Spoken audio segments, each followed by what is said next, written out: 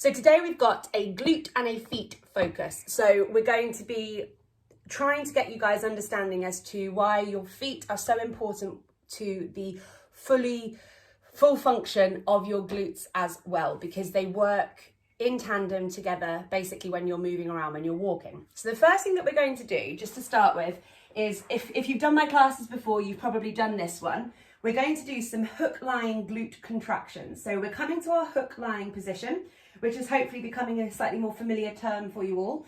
And you're trying to tilt that pelvis forward so that you've got that arch in your lower back. Now, make sure that this movement comes from your pelvis rather than it coming from your mid-back. And I know that might sound a bit confusing, but this is about the pelvis tipping you forward rather than you just kind of bowing really aggressively through your spine. So lay your back down flat, tilt the pelvis forward into what we call the anterior position, this pelvic extension, and you're keeping it there. Your knees are out of your hips, so make sure that they don't hang wide or touch. They're really trying to stay in a straight line out of the hips, and you're keeping your feet flat on the floor in a straight line as well, palms facing up.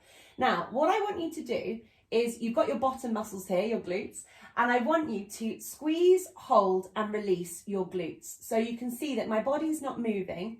I'm not tipping my pelvis backwards and forwards. I'm not moving anything. I'm just contracting those glute muscles. And if they don't switch on, which they might not do, you can give them a little bit of a tap just to remind them that they exist. So you're just squeezing, holding, and releasing your glutes. And we're trying to get a little bit of activity going in an area that is often squashed flat and tucked away. So you see lots and lots of Brits with what I like to call kind of no bum syndrome, because their pelvis is so tucked under into a posterior pelvic tilt that their glutes are kind of hidden underneath them. And we want our glutes to be behind us and actually quite high.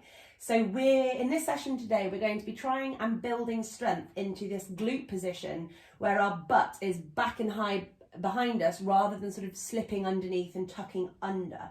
So if you've got a posterior pelvic tilt and you're doing things where you're trying to build strength into your glutes, like if you're doing things like squats, etc., but your pelvis is tucking under, you're not actually building strength into the gluteal position that we want. You're actually just building strength into dysfunction.